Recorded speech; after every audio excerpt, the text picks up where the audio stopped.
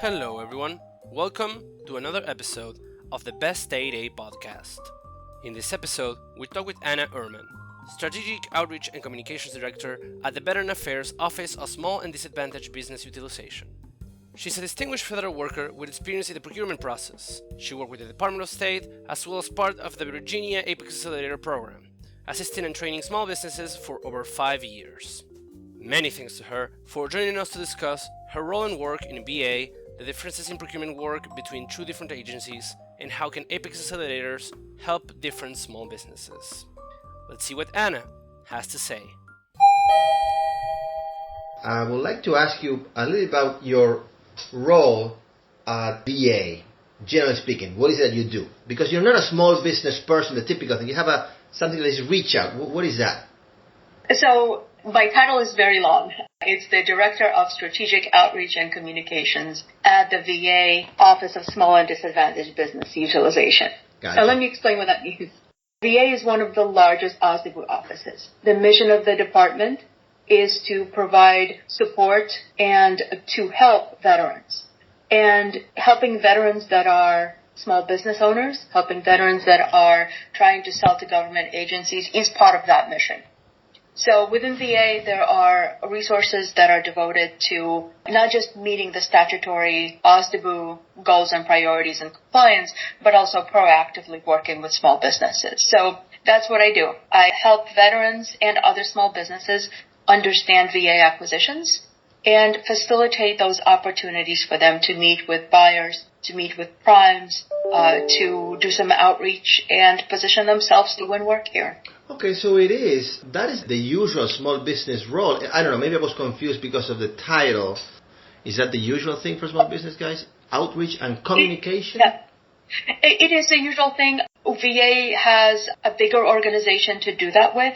So usually it is the same analysts that are reviewing the small business acquisition plans that are doing the outreach and wearing many hats. Here we have more people, so I am able to devote my time to the outreach and the strategy and working with our acquisition folks as they are putting together industry days and speaking to industry and informing. Do you mind explaining to us what is the division of work at a large small business like that? So let me see if I understand. Usually what I think about this is this.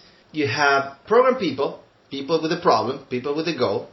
You have acquisition people, the guys that buy for those program managers, and then you have the small business group. The small business group, they try to, in my view, come up with the best possible small businesses to have them do a certain percentage of the work of the agency.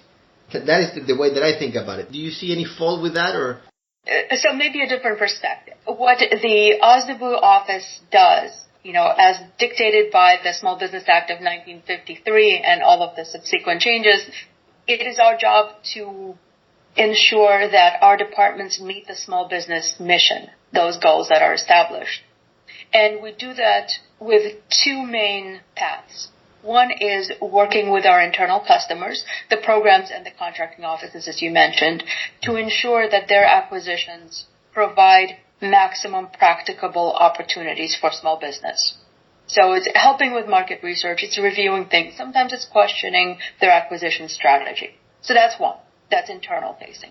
External facing, we educate industry and we help them orient themselves to our respective agencies' opportunities and programs.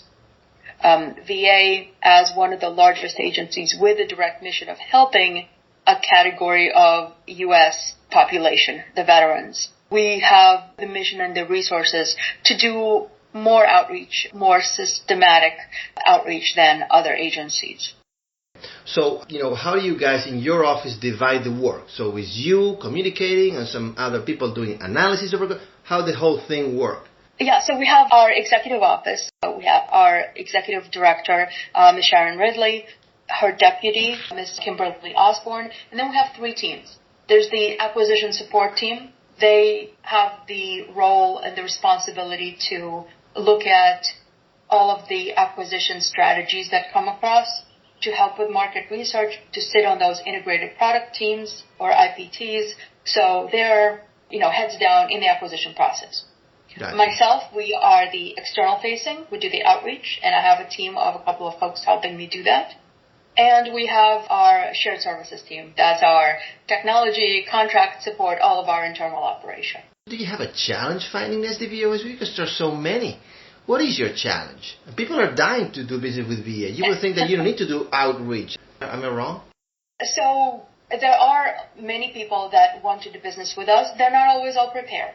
They may not understand the requirements. And also, there are many companies that are interested in doing professional services work in Washington, D.C., right? IT, staffing, management consulting. But the VA has 1,100 hospitals all over the country. They all need construction support. They all need nursing and staffing. We have over 100 national cemeteries that need groundskeeping and bronze plaques and things like that. So sometimes small businesses don't know, are not aware of the extent of opportunity. And then some of those, like I mentioned, the bronze plaques and the marble headstones that we have are very exacting. If it's less than perfect, if there's a chip on that headstone, it's getting sent back. Wow. Because our veterans deserve the utmost respect and perfection in that sense. So we have to educate the industry to understand not just that there is an opportunity, but what it takes to fulfill that. All right. So maybe the challenge is not so much IT. No challenge for IT, right? Is that a little bit what you're saying? I mean, we have ongoing needs and we have competition, and we're always looking, as every federal agency, to make sure that we have the best solution for those unique challenges at hand. And they could be small ones. We just had a Sources Thought posted today about cabling requirement for televisions at a hospital in Albany, I believe. And we have major enterprise-wide security, licensing, electronic health records. So they vary. How do you compare this with the Department of State, your previous life at the Department of State, where you were very well known? I mean, you did a lot over there. So how do you compare? Is it the same or a little bit different? The mission is similar. OSDBU offices do similar things, but Department of State had a much smaller staff, and the acquisitions were centralized. It was, I don't want to say easier to understand the whole department, but it was more centralized. So the acquisitions came from D.C. for the most part. Mission-wise, it's completely opposite. The State Department has 37 different bureaus that do a variety of things all over the world. With the VA, it's 3 administrations: Veterans Health, Veterans Benefits, and National Cemeteries. So it's more focused on a specific population and a specific set of needs for that. But the VA is much bigger in terms of our obligations because that specific mission requires the whole life cycle, the whole life support, if you will, cycle, from providing medical care to ensuring that the benefits are paid to protecting and enshrining the final resting places for our veterans.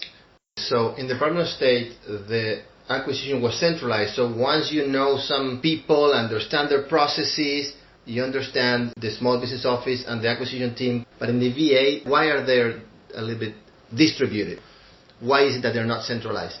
The major component at VA is the Veterans Health Administration. They manage over 1,000 medical buildings, hospitals, clinics, home health care, and they are organized by region. So we have 18 different regions. They're called VISNs, Veterans Integrated Service Networks. They have different needs.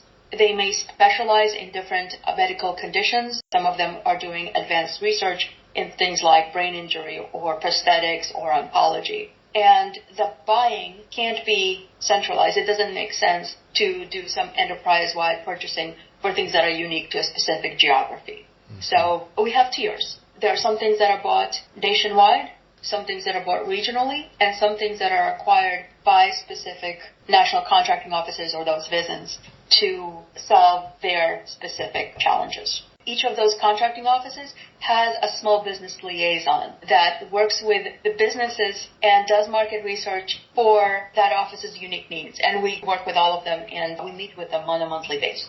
Okay, so how many small business guys do you have in all these places? I will give you a list. We have a website list of all of them with their names and contact information. I think it's something like 25. So let me ask you about PTACs.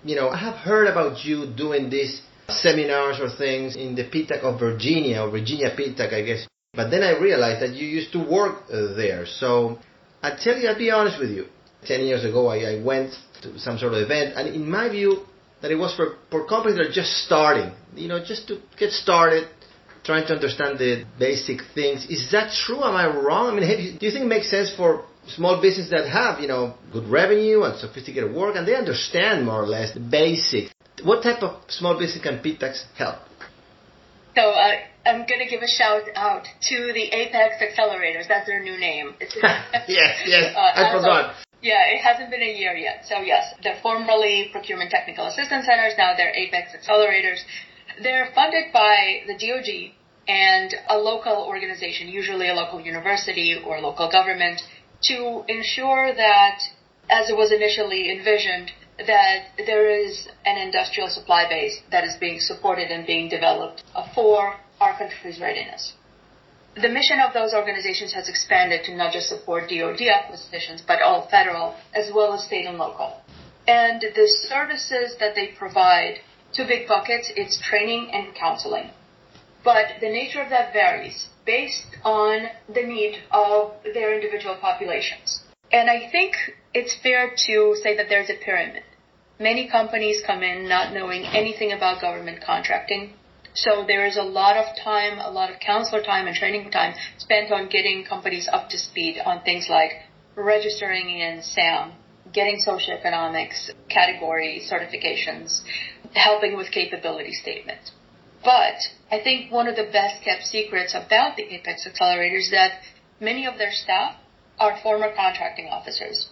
So once you get to know your counselor, they are a wealth of information. And some of the resources, some of the volunteers or service providers or in-kind trainers that come and provide services with them and work along with them are subject matter experts like cost accounting professionals, proposal professionals, lawyers in the GovCon space.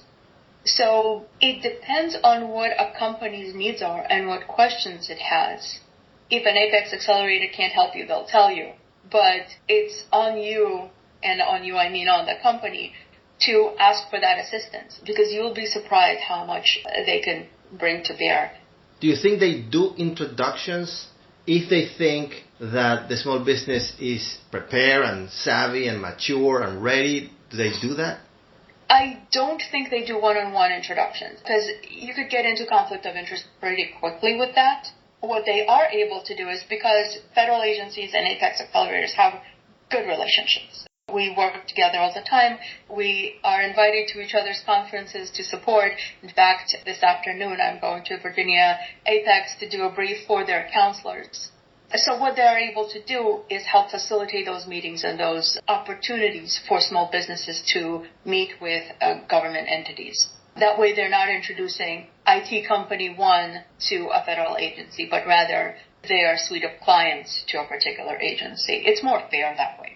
No, there's a lot of value in that. If they give you the inner workings of each agency a little bit. And they could help companies figure out how to do that homework. I talk about homework all the time, but how to do the market research, how to focus on a particular agency, how to prepare for those conversations, because you don't want to make a bad first impression when you talk to a federal customer.